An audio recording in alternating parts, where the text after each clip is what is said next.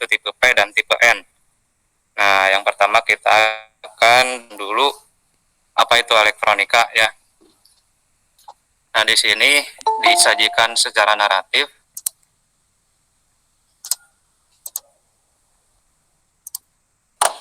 Di sini disajikan secara naratif bahwa elektronika itu adalah ilmu yang listrik arus lemah ya. Jadi, nah mempelajari listrik arus lemah ini yang dioperasikan dengan cara mengontrol aliran elektron. Ya, jadi intinya ini nih, mempelajari tentang listrik arus lemah yang dioperasikan dengan cara mengontrol aliran elektron.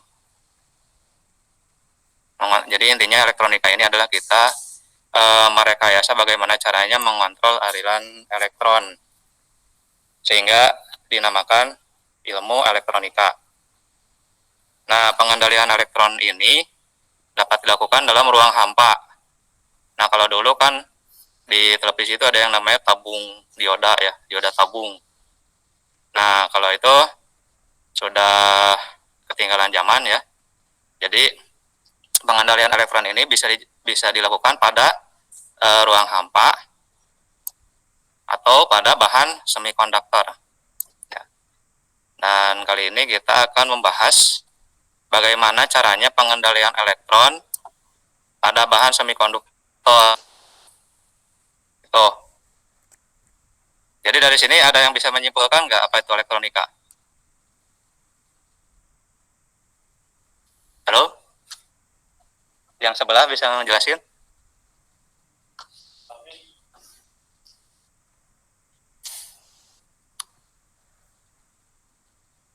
Jadi intinya elektronika ini adalah mempelajari listrik arus lemah dengan cara mengontrol.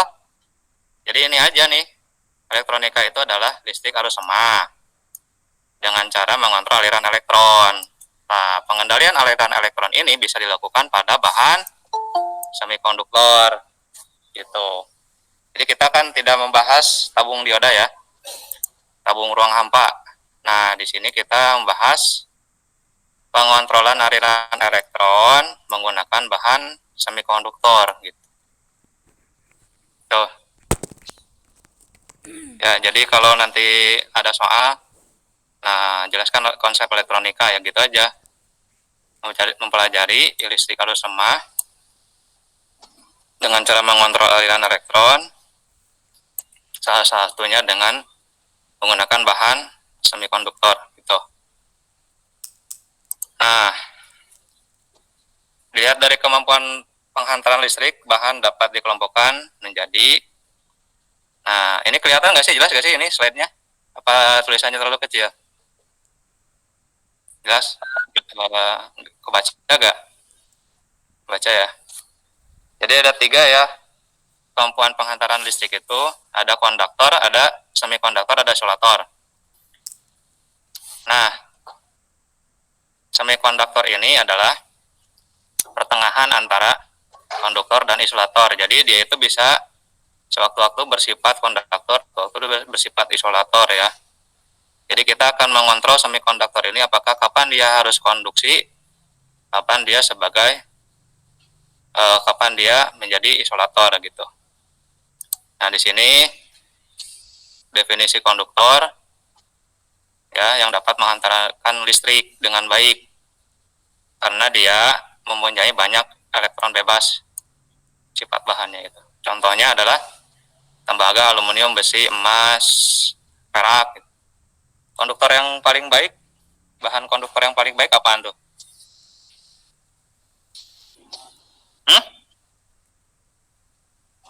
Emas? Salah. Yang paling baik itu perak ya. Perak. Kenapa perak lebih baik ya? Karena dari struktur atomnya misalkan seperti ini nih. Nah, ini nanti dalam satu atom itu ada namanya elektron valensi. Elektron valensi itu adalah elektron yang terletak paling luar dari inti. Nah, kalau misalkan konduktor yang paling baik, dia itu kulitnya itu lapisannya lebih banyak ya, sehingga letak elektron valensinya itu lebih jauh dari inti, sehingga dia lebih mudah terlepas karena ikatan antara kulit terluar dengan inti itu lebih lemah daripada lapisan-lapisan di bawahnya. Jadi dia nanti elektronnya akan mengalir lebih bebas. Nah ini kan, nah ini lihat nih animasinya nih, ini kelihatan ya animasinya. Nah ini sebuah gambaran bagaimana muatan mengalir ya, atau arus mengalir. Kan muatan itu adalah dq per dt, perubahan muatan per perubahan waktu. Tuh ya. Jadi dia lebih gampang berpindah gitu si elektronnya. Begitu ya. Nah, itu definisi mengenai konduktor. Nah, kalau isolator tidak dapat mengantarkan listrik dengan baik. Pak, Ya. mohon maaf tanya Lilian dengan AGP. Halo? Gimana? Gimana? Lindi katanya pengen di ACC. Lindi. Oh, ya mana ini. ACC katanya Pak? Mana gak ada? Ada juga Febrian Andre nih. Coba masuk lagi.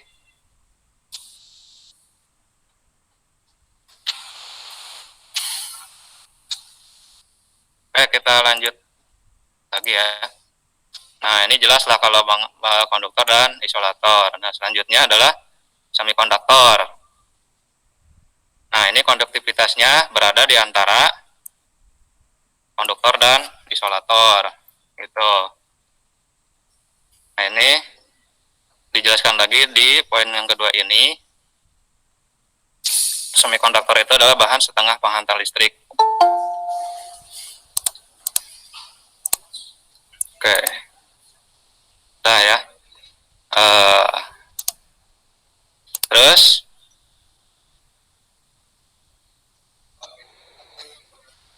nah, semikonduktor bersifat sebagai isolator jika tidak diberi arus listrik dengan cara besar arus tertentu, namun pada temperatur dan arus tertentu dan dengan tata cara tertentu.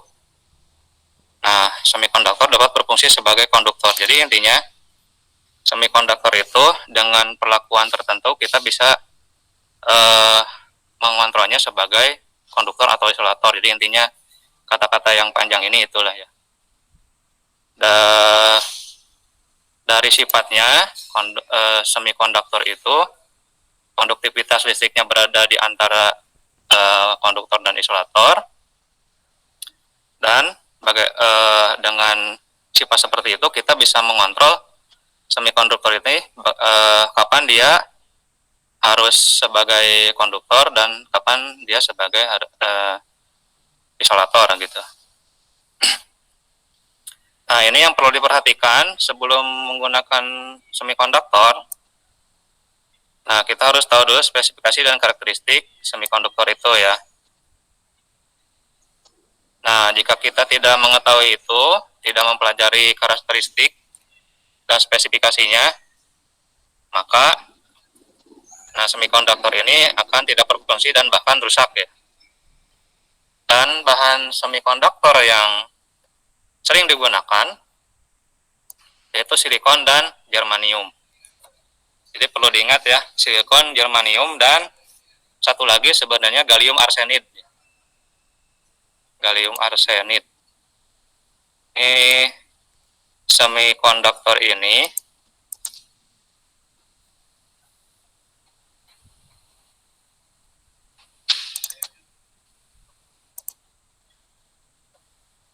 mana ininya. Nah, semikonduktor ini biasanya dia mempunyai elektron valensi sebanyak 4. Nah, jadi sebelum kita mempelajari material semikonduktor ya, kita pelajari dulu karena nanti analisisnya analisis struktur atom ya. Jadi tujuannya kita ini sekarang akan pelajari bahan semikonduktor. Definisi semikonduktor itu tadi ya sudah dijelaskan tadi, dan sebelumnya kita telah mendefinisikan elektronika gitu, konsep elektronika gitu. Nah, Di sini struktur atom itu terdiri dari inti dan orbit atau kulitnya ya. Intinya ini terdiri dari muatan proton dengan muatan positif dan elektron ya. Elektronnya itu terletak di kulit-kulit atom. Nah, elektron ini memiliki muatan negatif di sini. Nah, ya ini struktur atom, model atom Rutherford atau Bohr-nya ini. Nah, tiap atom ini mempunyai elektron valensi. Nah, elektron valensi itu elektron yang letaknya paling luar, di kulit paling luar. Nah, istilah elektron valensi ini bisa disebut dengan tetravalen jika dia mempunyai 4 elektron valensi. Terus di sini trivalen ya. Kalau misalkan ini juga 4 elektron valensi. Untuk silikon dan germanium dia mempunyai 4 elektron valensi. Nah, disebut dengan tetravalen. Nah, untuk gallium dia punya 3 elektron valensi atau 3 elektron yang terletak di kulit paling luar, disebut trivalen. Kalau arsenik dia punya 5 elektron valensi. Nah, jadi nanti dalam mempelajari bahan semikonduktor kita akan menemukan istilah apa itu elektron valensi. Nah, jadi definisi elektron valensi itu seperti dijelaskan tadi ya, itu adalah muatan-muatan negatif atau elektron yang terletak pada kulit terluar. Nah, elektron valensi ini ikatannya seperti tadi dijelaskan juga, ini ikatannya lebih lemah daripada elektron pada lapisan-lapisan di bawahnya ya, sehingga lebih mudah lepas dan selanjutnya nanti bisa jadi elektron bebas ya. Jadi dia tidak, orbitnya itu tidak akan mengikuti orbit pada inti atom itu. Jadi dia elektronnya bisa mengalir ya, mengalir ke orbit-orbit lain ya seperti ini. Nah, nanti dia jadi mendefinisikan muatan yang mengalir sehingga dia menjadi arus. Jadi dia pindah gitu. Nah, dia pada titik ini dia sementara dia bebas dulu, terus diikat lagi oleh atom yang lain. Terus ke sini, bebas di sini, diikat ke sini. Nah, jadi dia seolah-olah mengalir. Untuk elektron ini ya. Nah, selanjutnya ada yang ditanyakan mengenai istilah elektron valensi ini? Ada yang kurang jelas? Hah? Jelas, Pak. Jelas. Jelas. Jadi elektron valensi itu apa? Hah? Muatan atau elektron yang berada di kulit terluar. Ya, sip. Nah, terus sifat dari elektron valensi itu seperti apa? Izin jawab lagi Pak. Lebih mudah lepas, kemudian menjadi elektron bebas. Nah, sip, bagus. Oke, ya, jadi kalau kalian bisa menjawab seperti itu, jadi sudah tersampaikan ya. Nah, itu definisi dari elektron valensi. Nah, selanjutnya nanti kita akan melihat model atom ya, pemodelan atom dengan model inti atau dengan diagram inti ya. Nah, kalau model atom Bohr atau Rutherford biasanya seperti ini digambarkannya. Jadi ini ada, jadi kita di sini tidak digambarkan semua muatan positif di sini. Jadi cukup dituliskan plus 29, artinya di sini ada 29 positron di inti ini. Nah, biasanya sebuah atom itu bersifat netral ya, kalau tidak ada perlakuan dari luar gitu, tidak ada faktor eksternal. Nah, ini jumlahnya pasti seimbang nih, misalkan di sini. Ini untuk atom Koper itu apa? Koper, halo? Chopper di sini chopper apa? Koper itu ini buat bawa barang atau gimana?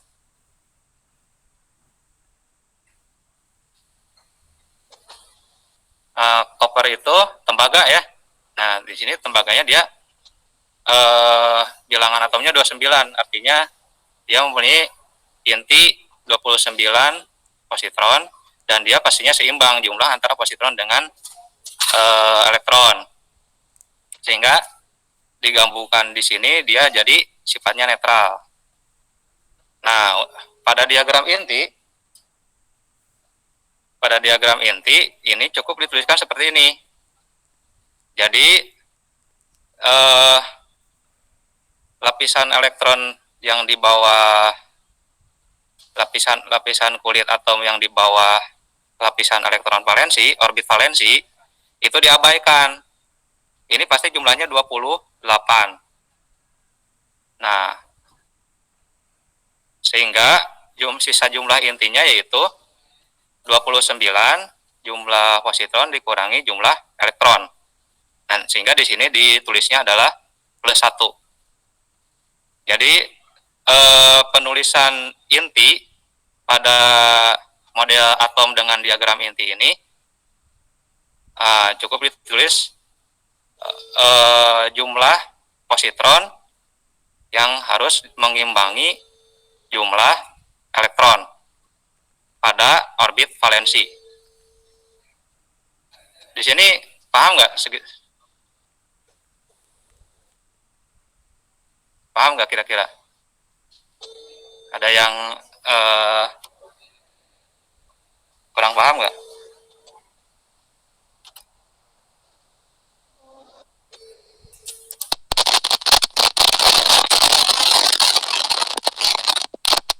Saya kira ini gimana? Halo? Halo? Hai. Gimana? Ini model ini paham nggak sih?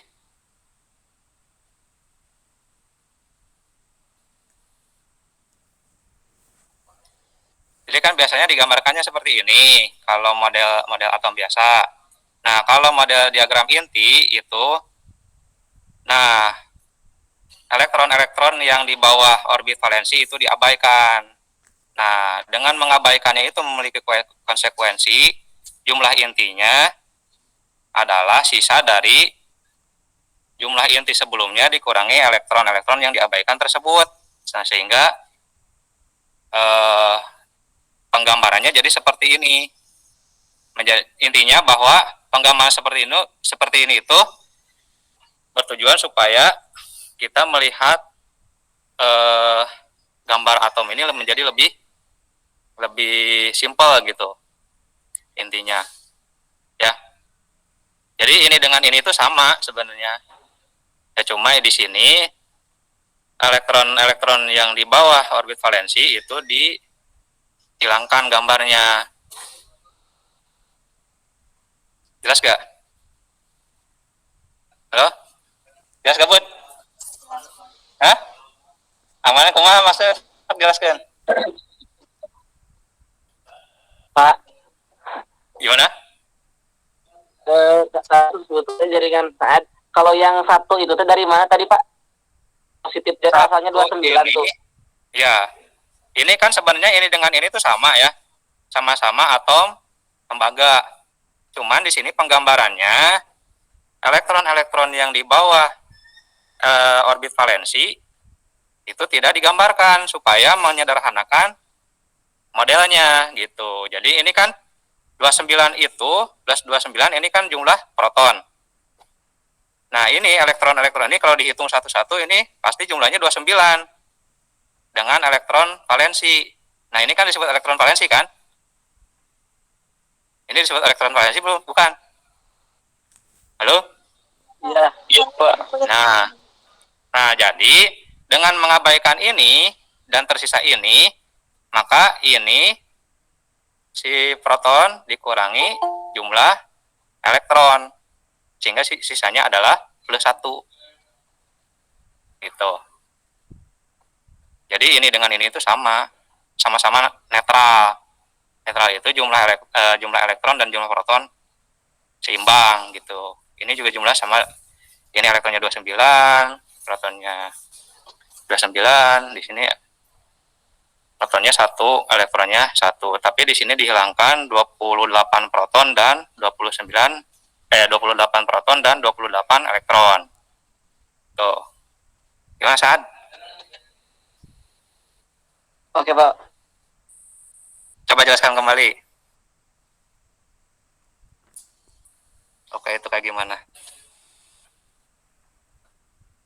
Oke, jadi intinya model atom sama model diagram inti itu sama aja, tapi hanya bentuknya tuh hanya penyederhanaan aja gitu, Pak. Nah, jadi itu kan asalnya 29 plus 29, gimana ya jelasin? Asalnya 29 ton. Nah, pasti juga L-nya tuh ada 29 juga karena harus netral kan. Nah, kalau misalkan penulisannya pengen apa itu model diagram inti. Nah, itu tuh hanya tuh jadi plus satunya itu dengan cara mengurangi kan Pak ya? Mengurangi dari Ya, 29 ya betul. Terus lanjut. ya 29 proton dikurangi yang itu elektron.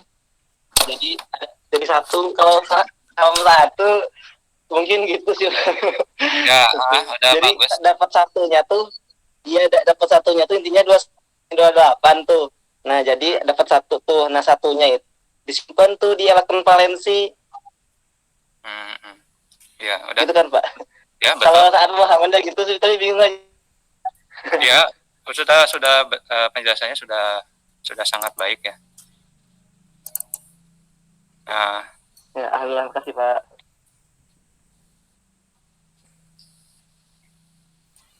nah, jadi paham ya. Kalau misalkan sudah ada yang menjelaskan seperti itu, jadi ya sliding ini udah paham. Nah, selanjutnya yang tadi kan kita ini membahas istilah-istilah ini dalam rangka supaya kita tidak kebingungan pada pembahasan bahan semikonduktor nantinya ya.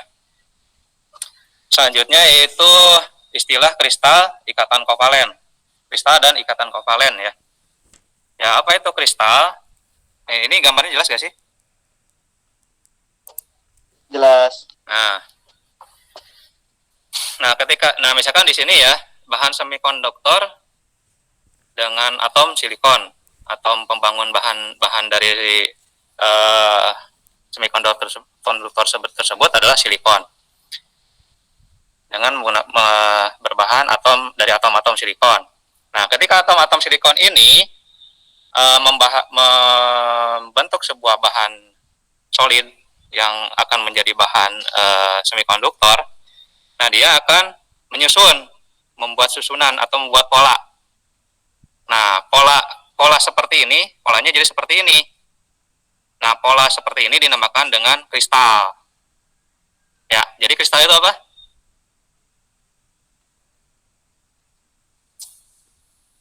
Kristal di sini itu apa? Halo? Pin, kristal itu apa, Pin?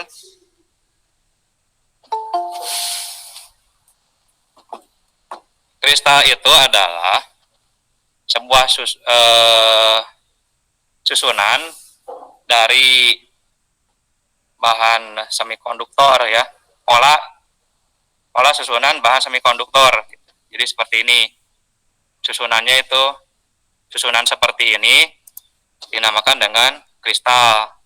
Nah, jika di sini tidak ada bahan lain selain silikon ya, maka disebut kristal silikon murni. Nah, misalkan kita mau membuat bahan solid untuk membuat semikonduktor dari apa tadi? Germanium ya, germanium. Nah, maka kita mendapatkan kristal germanium murni gitu. Selama di sini tidak ada bahan doping atau bahan lain ya yang mengurangi kemurnian dari semikonduktor tersebut. Jadi di sini adalah susunan seperti ini dinamakan kristal silikon murni. Paham ya? Paham nggak? Paham ya? Ada yang kurang jelas nggak? Kalau kurang jelas saya bilang aja daripada nanti nggak paham kan? Kan tujuan belajar tuh itu. Ini kan bukan ujian nih. Kalau Pak, kalau itu ikatannya bebas nggak Pak? Jadi kan tadi itu kristal tuh misalkan silikon sama silikon itu kan susunannya itu kan disebut kristal. Nah ikatannya itu bebas nggak atau gimana gitu? Ikatan apa? Ininya. Nah itu kan susunan tuh Pak, disusun gitu kan? Ya. Nah itu tuh Nah bebas. di sini orbit valensi ya, orbit valensi pada bahan semikonduktor. Ini kan sudah terdiri dari banyak atom. Kalau susunan yang terdiri dari beberapa atom dengan atom yang sama disebutnya apa? Unsur ya. Dalam kimia dulu. Ini kan unsur silikon. Iya, Pak. Ya, unsur silikon ini membentuk sebuah kristal ya, kristal silikon murni. Nah, pada unsur silikon ini, nah pada struktur kristal ini, atom-atom yang membentuk kristal ini akan saling berbagi elektron valensinya. Jadi ini kan elektron valensinya silikon itu berapa?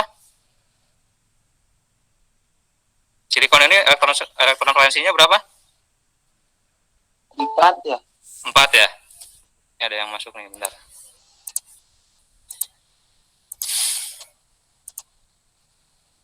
Hari ini jadwalnya Mas ini gak sih? Loading gak sih? Siswanya juga berat. Kita lanjut.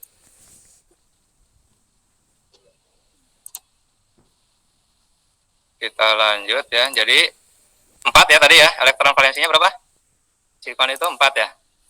Karena kan tadi disinggung bahwa bahan semikonduktor itu elektron valensinya ya yang sering digunakan itu ada 4 ya, walaupun gallium arsenid itu galliumnya 5, galliumnya itu 3, arsenidnya itu 5. Jadi nah dalam ikatan kovalen ini, nah dalam kristal ini si elektron valensinya, elektron valensinya itu membentuk ikatan.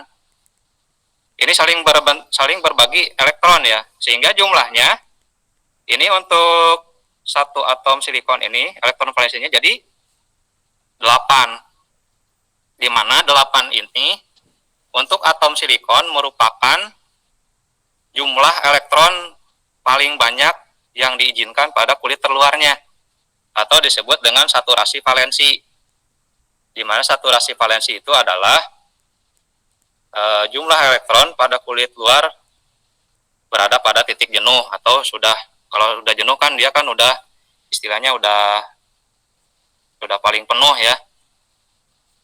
Nah jadi intinya dari pola kristal ini, struktur kristal ini, semua atom-atom yang membentuk kristal tersebut saling berbagi elektron. Nah, saling berbagi elektron ini menyebabkan jumlah elektron pada orbit terluarnya berjumlah 8. Nah, nah ini kan saling berbagi elektron ini menyebabkan ikatan. Nah, ikatan tersebut karena saling berbagi elektron valensi dinamakan ikatan kovalen.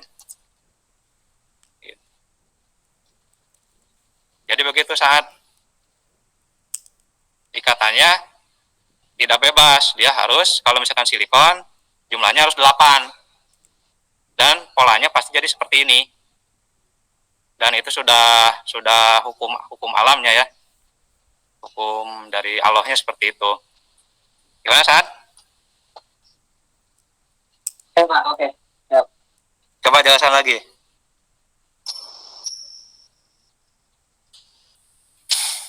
Halo? Atau yang lain mau jelaskan? Coba jelaskan, mangga. Ya, yang lain, Pak. Yang lain ada yang mau? Coba Nisrina, bisa dijelaskan apa itu ikatan kovalen? Ikatan kovalen. Hah? Atau siapa? Jihan, coba Jihan. Ya Pak. Coba jelaskan ikatan kovalen. Ikatan kovalen itu dalam kristal elektronin valensinya saling berbagi atau terikat sehingga jadi berjumlah gitu. Yang asalnya silikonnya tuh jumlahnya 4 jadi ada 8 karena tadi saling terikat dan dijumlahin gitu Pak. Ya betul. Makanya, Terus? Yang silikonin itu paling banyak jumlah elektronnya di bagian kulit luarnya. Ya. Gitu Pak. Udah. Jadi ikatan kovalen itu adalah ikatan akibat dari saling berbaginya elektron ya pada sebuah kristal gitu ya. Betul gak? Iya Pak. Sehingga, gimana Jihan? Iya Pak. Nah, sehingga jumlah elektron pada kulit terluar dari masing-masing atom silikon itu adalah pada titik jenuhnya. Dalam hal ini untuk silikon adalah 8 gitu. Ya, jelas ya, Jihan ya? Iya Pak. Jihan? Yang lainnya jelas ya? Oke. Ini cara nge-recordnya gimana ya di sini ya? Ada yang tahu cara nge-record Google Meet gimana?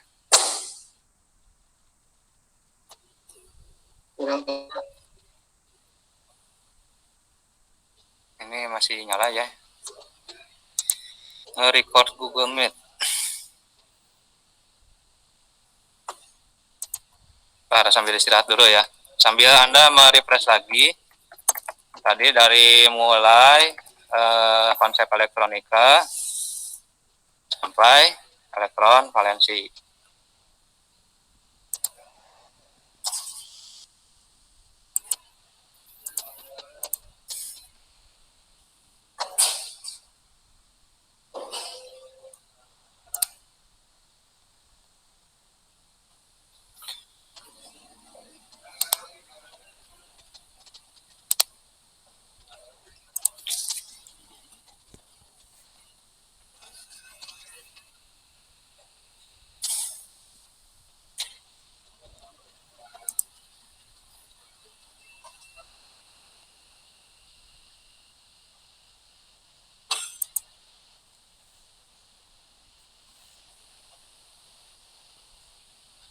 Kayak gini aja lah cara nge-recordnya.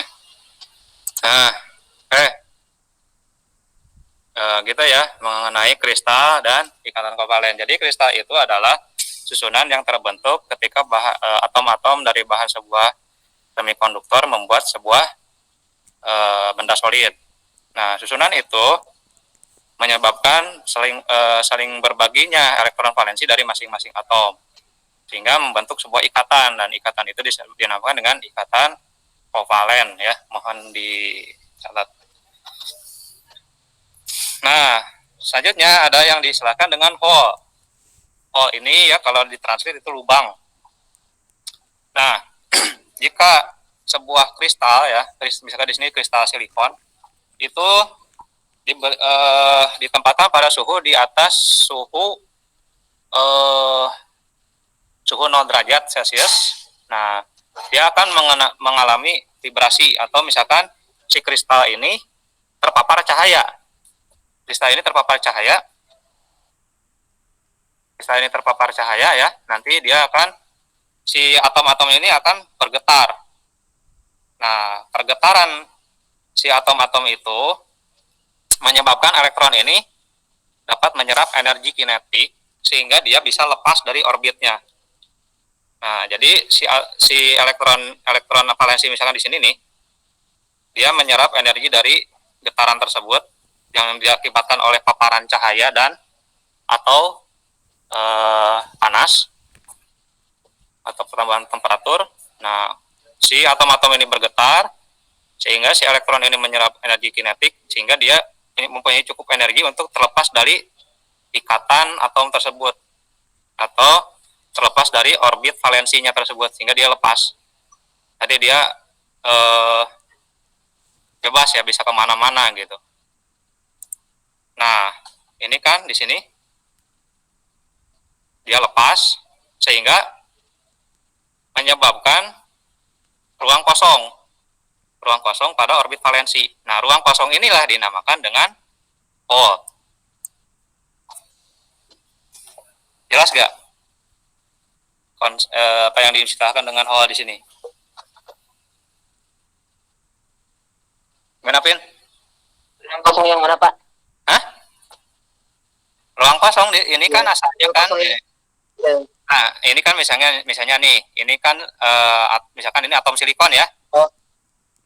Atom silikon ini, bentar, saya perbesar. Misalkan ini atom silikon ya. Atom silikon ini mempunyai elektron valensi berapa? 4 ya. Tapi ketika dia membentuk kristal, dia elektron valensinya menjadi 8. elektron valensinya 8 kan. Nah, tadi ketika si kristal ini kita paparkan cahaya atau misalkan kita panaskan, maka si atom-atomnya ini akan bergetar kan, bergetar sehingga si elektronnya salah satu elektron ini punya energi. Nah, sehingga dia lepas sehingga di sini menyebabkan kekosongan pada orbit valensi. Nah, ini kosongnya itu di sini, Had. Jelas gak? Oke, mantap. Jelas banget, Pak. Siap. Ya, jadi kekosongan Jelas, itu Pak. adalah Jelas. ruangan yang kekosongan ruang pada orbit valensi akibat elektron yang lepas. Kenapa lepas? Lepas akibat si elektron itu mendapatkan energi dari energi kinetik yang diakibatkan oleh getaran si kristal tersebut yang diakibatkan oleh paparan cahaya atau panas ya. Jadi misalkan ketika kita mendapati sebuah benda panas tuh atau knalpot panas, nah itu sebenarnya atom-atom yang membentuk knalpot itu dia bergetar gitu, bergetar. Nah, di sana juga bisa terjadi pelepasan elektron valensinya gitu. Nah, kalau misalkan itu merupakan bahan semikonduktor gitu, yang membentuk ikatan kovalen gitu. Dan ada, kalau di kimia kan banyak ikatan-ikatan yang lain ya. Nah, itu tidak perlu kita pelajari kan, kita orang teknis ya, orang praktikal ya. Yang penting belajar yang penting-penting saja gitu, yang penting-penting yang dapat diaplikasikan gitu. Kalau ilmu-ilmu yang kira-kira itu tidak perlu untuk bidang aplikatif, tidak perlu kita pelajari. Kalau misalkan kita preset, orang-orang yang kerja di LIPI misalkan, nah itu baru tuh silakan pelajari sampai ya pelajarilah. Intinya gitu, kita hanya berurusan dengan ikatan kovalen saja. Kan ada ikatan kovalen, ikatan karbon, ada ikatan hidrogen, ikatan macam-macam lah. Ya. Dijelas itu hol ya? Mengenai hol? Jelas. Ada yang kurang jelas? Jelas. Oke. Jadi tadi itu mulai dari elektron valensi, model diagram inti, kristal dan ikatan kovalen, terus hol. Nah, baru nih. Nah, ini sebenarnya ketika misalkan kita si kristal itu dipaparkan dengan suhu yang lebih dari 0 derajat Celcius sehingga dia bergetar. Nah, sehingga si elektronnya lepas. Nah, si elektronnya ini nanti jalan-jalan nih di sekitar kristal tersebut. Nah, ketika dia temperaturnya dinolkan kembali, nah energinya kan ada yang hilang, termasuk energi si elektron tersebut. Makanya dia akan mencari lagi hole gitu ya, mencari lagi hole gitu. Nah, ini dia akan bergabung kembali ke orbitnya yang dulu. Nah, proses bergabungnya kembali elektron yang pernah lepas itu dinamakan dengan rekombinasi ya. Recombination di sini. Ini diperlihatkan gambar B ya. Jadi rekombinasi itu adalah proses penggabungannya kembali elektron yang pernah lepas pada hole yang pernah dia tinggalkan. Tuh ya. Nah, jelas mengenai istilah-istilah yang akan kita pelajari pada bahan semikonduktor ini. Nah, bahan semikonduktor itu terdiri dari dua jenis bahan. Yang pertama adalah semikonduktor intrinsik, semikonduktor ekstrinsik. Ada yang sudah tahu apa itu artinya?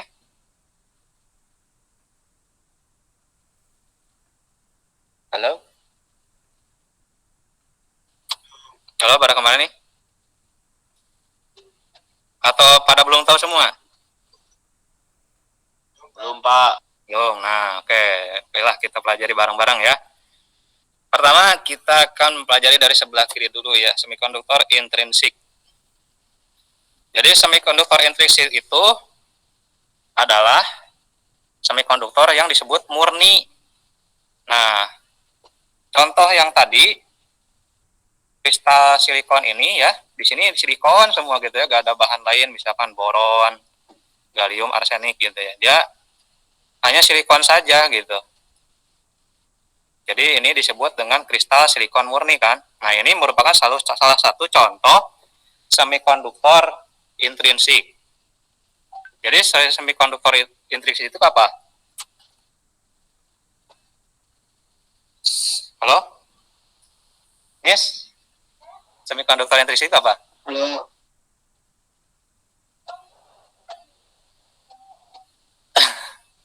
Jadi semikonduktor intrinsik. Gimana?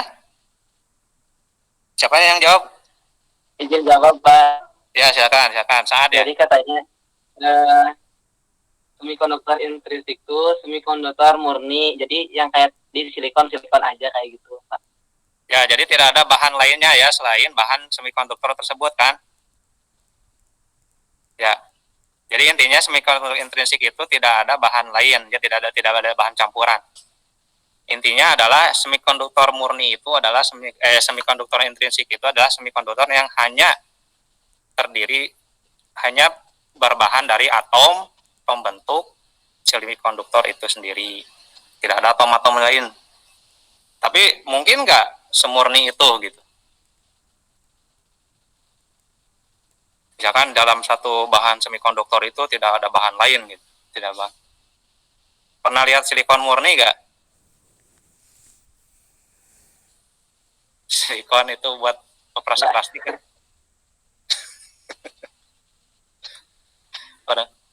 Ya, jadi operasi, Pak. oh begitu. Nah, jadi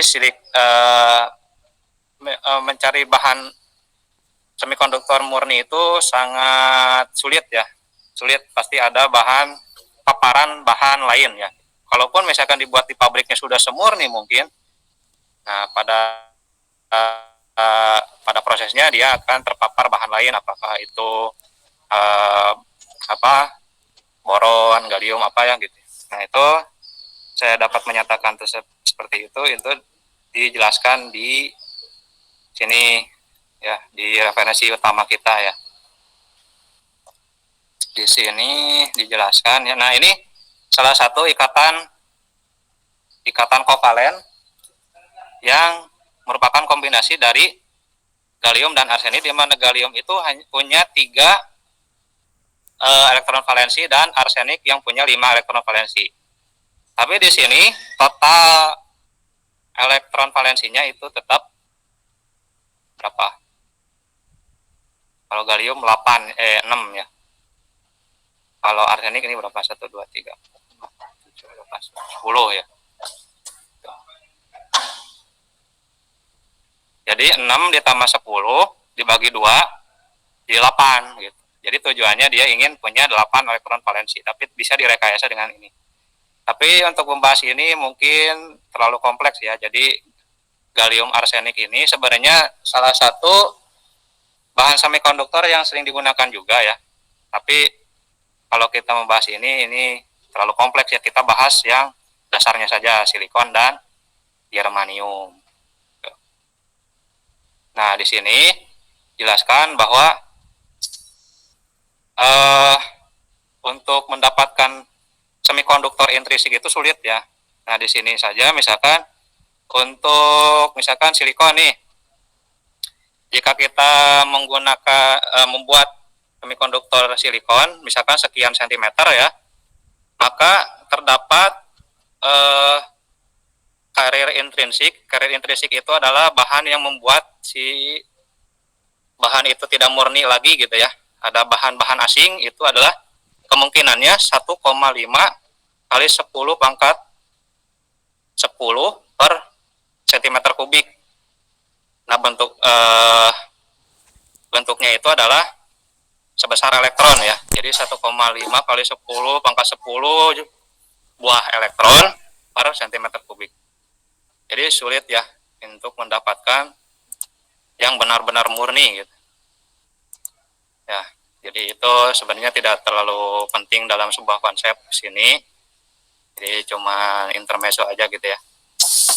Jadi intinya bahwa mendapatkan hal yang murni itu susah ya. Hal-hal yang benar-benar ideal itu susah. Jadi jangan terlalu mengejar idealisme.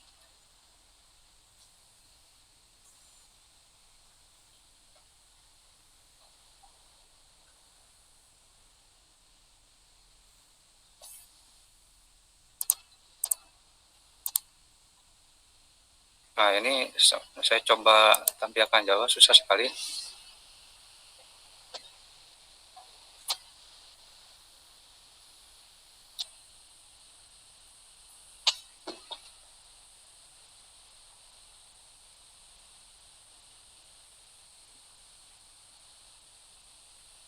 Nah, ini malah jam. Jadi ini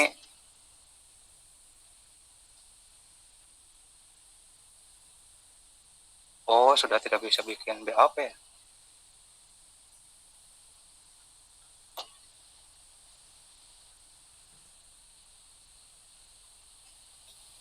Oh, ini ada nih.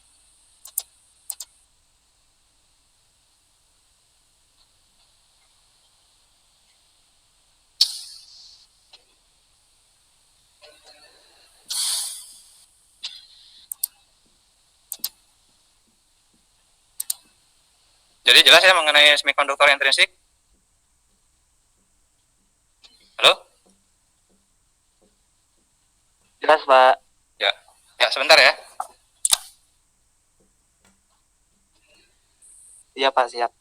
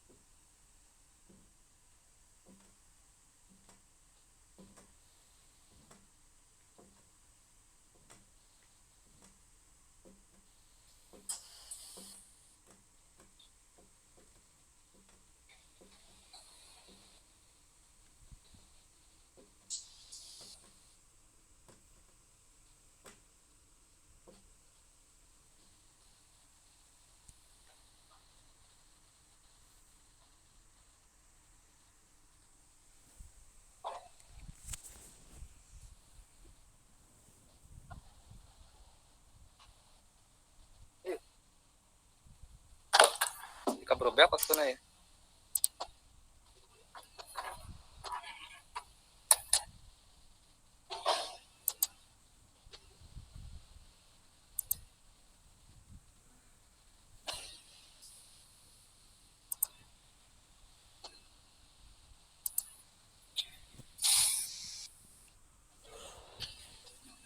Oke, kita lanjut ke nah ini aliran elektron bebas dan halo ya, kita lanjut ke aliran elektron bebas dan hole pada semikonduktor intrinsik ya.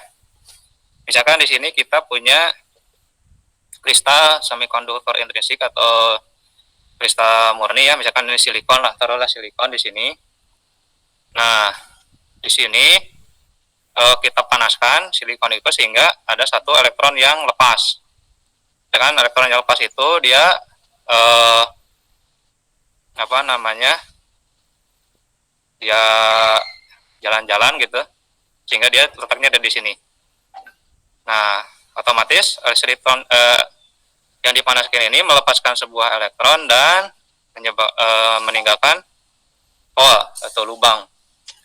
Nah, si free elektron ini, si bahan semikonduktor ini, kristal semikonduktor ini kita tempatkan pada dua pelat bermuatan. Yang sebelah kiri muatan positif, kanan negatif. Nah, karena si elektron ini bermuatan negatif dan dia berdekatan dengan pelat negatif, maka dia akan bergerak ke arah pelat positif. Ditambah juga muatan negatif dan positif dia akan saling tarik menarik gitu. Kalau negatif dengan negatif tolak menolak. Nah, bagaimana dengan hole? Nah, si hole ini, nah dia akan diisi oleh elektron di sebelahnya. Nah, maka si hole ini yang tadinya sebelah kiri ke sebelah kanan. Nah, hole di sini otomatis akan menarik elektron, akan diisi oleh elektron di sebelahnya, sebelah sini, sebelah kanan. Nah, jadi intinya si hole ini akan seolah-olah bergerak mendekati pelat negatif, gitu ya. Jadi jika seperti itu kesimpulannya bahwa si hole ini walaupun dia bukan muatan, tapi seolah-olah dia itu seperti muatan positif. Kalau elektron dia jelas ya, dia adalah muatan negatif. Gitu. Jadi si hole ini akan sebanding atau ekivalen dengan muatan positif, gitu. Jadi jelas ya ini mengenai pergerakan elektron. Jelas gak? Jelas, Pak. Oke, bentar ya.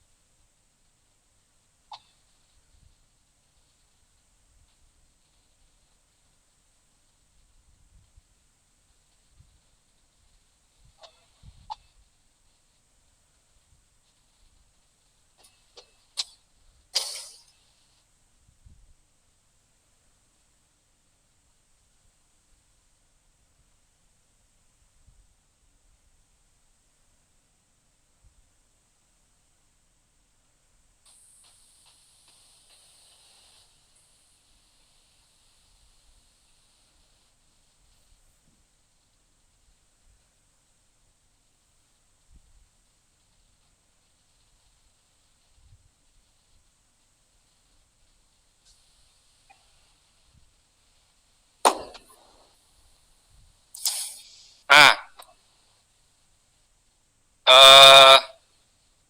untuk menjelaskan aliran elektron dan elektron dan hole pada semikonduktor intrinsik ketika dia diberi tegangan misalkan positif negatif itu. Jadi misalkan nanti ini jumlah positif dan negatifnya, positif ini hole ya, hole dan elektron ini pada awalnya sama. Jadi di sini terdapat elektron bebas dan hole ya. Di sini itu elektron bebasnya sekian dengan sekian buah dan hole-nya sekian buah. Nanti kalau ketika dia dikasih tegangan, maka si elektron ini akan bergerak menuju kutub positif dan si hole ini dia akan bergerak menuju ke kutub negatif, sehingga di sini akan terjadi aliran. Di sini terjadi aliran apa? Aliran listrik. Aliran listrik ya. Aliran ya. Ya, listrik. Nah, kan ini kan sebenarnya aliran muatan itu atau arus listrik itu kan dari negatif ke positif ya. Aliran muatan listrik itu dari negatif ke positif ya sebenarnya ya. Betul nggak? Ya, Pak. Tapi Ya. dengan menyetujui konvensi ya, secara konvensional, secara kesepakatan bahwa arus itu adalah positif, dari positif ke negatif. Padahal aslinya itu pergerakan muatan itu dari negatif ke positif. Nah, elektron bebas dan hole biasanya dinamakan dengan carrier atau pembawa ya. Nanti disebutnya carrier atau pembawa karena mereka membawa muatan dari satu tempat ke tempat lain. Sehingga dari sini ketika kita ingin menggunakan semikonduktor sebagai penghantar, semikonduktor jadi konduktor ya, caranya digimanain kalau yang intrinsik ini? Sehingga dia dapat mengalirkan arus. Caranya digimanakan?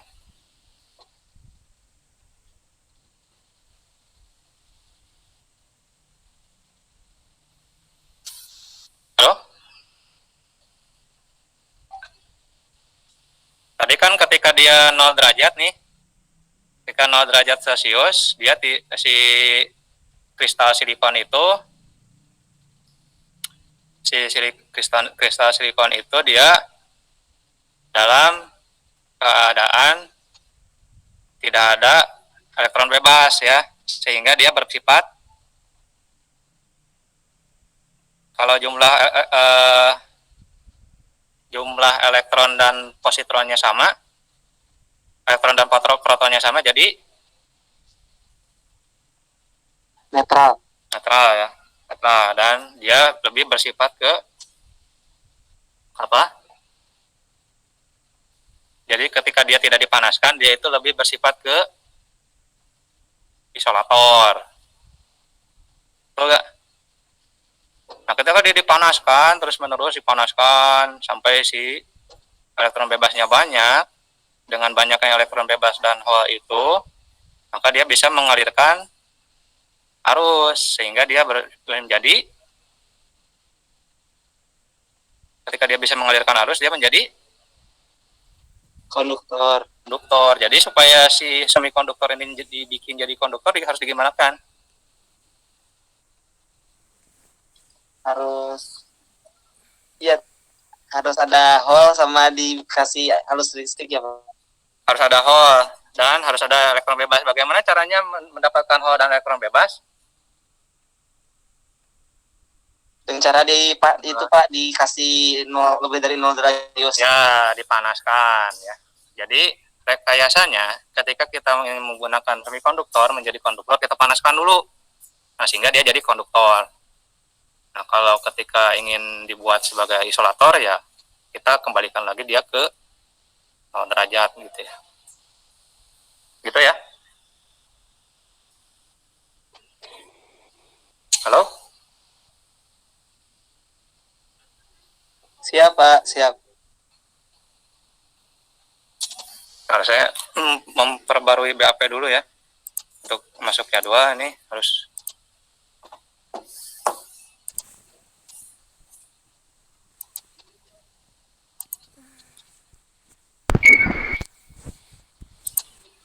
kok di sini udah stabil ya.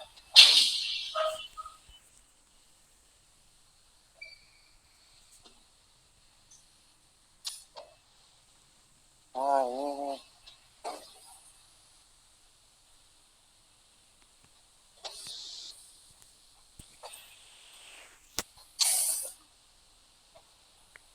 sini gak muncul jadwalnya.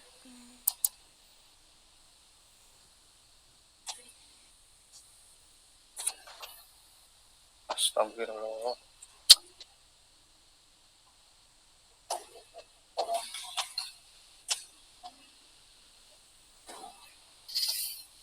infrastrukturnya tidak siap.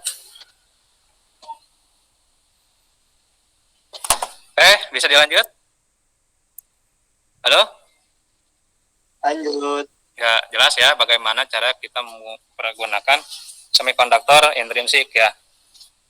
Nah, dan pergerakan hole dan elektron, free elektronnya seperti itu ya. Elektron bebasnya ya. Nah, selanjutnya ada yang dinamakan dengan level energi pada semikonduktor intrinsik ya. Nah, di gambar ini menjelaskan bagaimana level energi sebuah elektron ya pada tiap tingkatan kulit atom. Sel itu kulit kan, atau cangkang atau kulit ya. Nah, semakin si elektron itu menjauh dari inti, maka dia energinya semakin tinggi. Dalam arti bahwa ini bukan ikatan, ya, bukan kuat ikatan antara si elektron tersebut dengan inti, tapi energi yang dimiliki oleh si elektron tersebut, sehingga dia mempunyai cukup energi untuk lepas dari orbit valensi dari elektron. Jelas gak? Jelas, Pak. Jadi apa?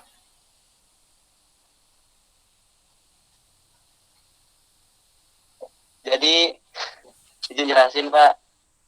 Jadi level energi pada semikonduktor intrinsik, jadi semakin jauh dari inti itu energinya tuh semakin tinggi. Bukan berarti tinggi apa ya? Jadi itu, Pak. Jadi lebih tinggi, lebih besar untuk bisa melepaskan diri dari ikatan itu. Gitu, Pak.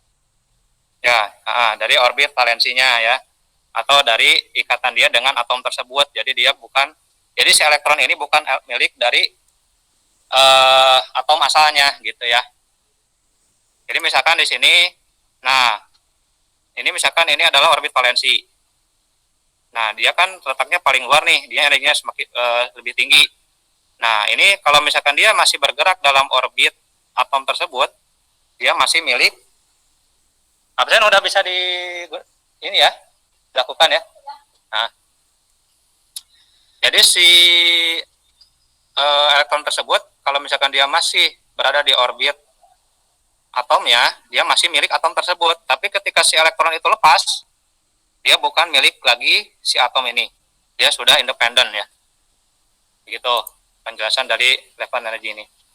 Nah, di sini dijelaskan diagram level energi untuk isolator, semikonduktor, dan konduktor. Sebenarnya kita akan memperhatikan diagram yang ini aja, yang semikonduktor. Ini sebagai pembandingnya aja.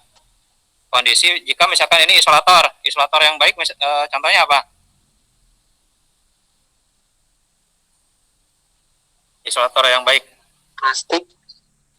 Plastik, Karet.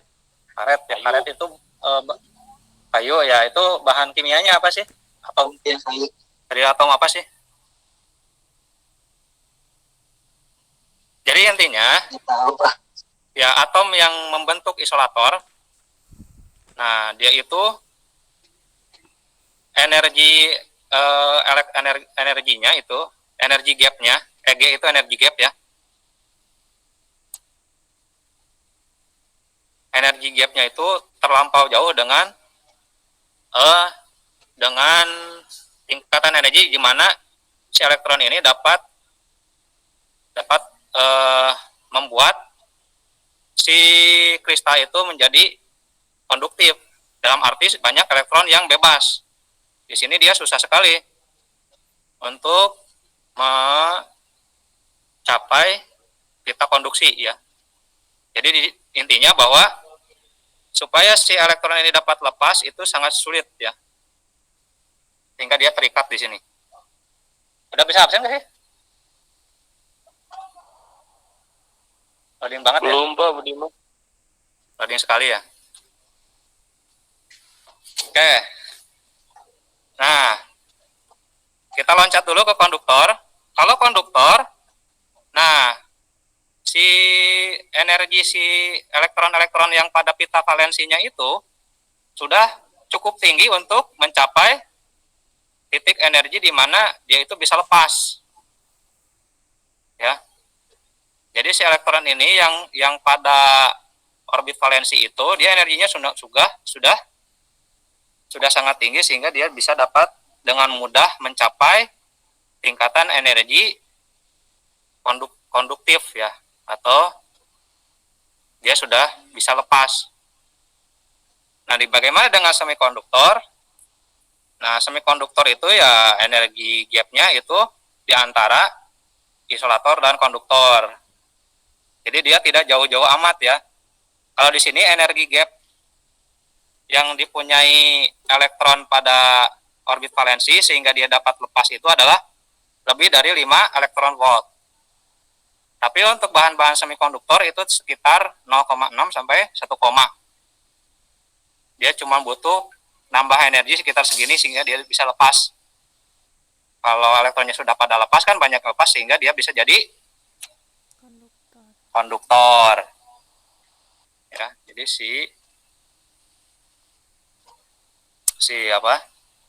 bahan semikonduktornya itu bisa jadi konduktor ya.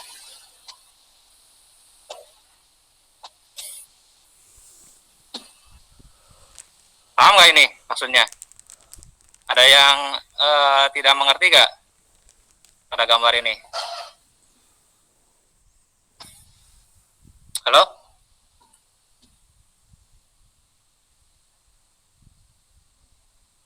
Halo?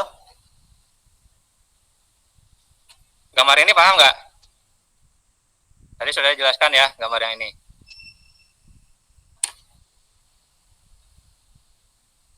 Apin udah ngabsen ya. Istrina, Jihan. Budi mah gak bisa absen. Hah? Budi mah gak bisa absen. Oh iya.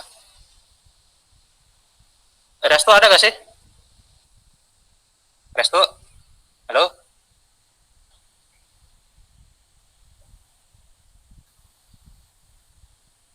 Ada Pak. Ada. Tiara ada ya? Rindi ada ya? Rindi mana Rindi? Oh.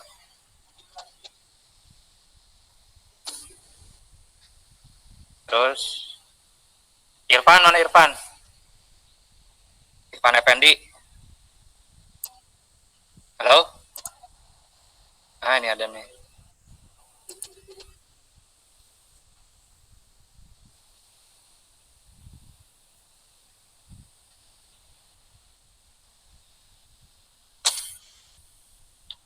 Pandu. Halo Pandu. Hadir Pak. Pandu. Ada ya?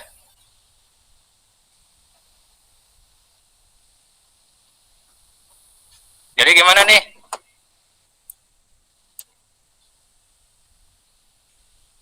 Intinya bahwa elektron-elektron yang terletak pada orbit valensi pada atom pembentuk isolator ya, misalkan atom apalah yang membentuk isolator itu apa sih?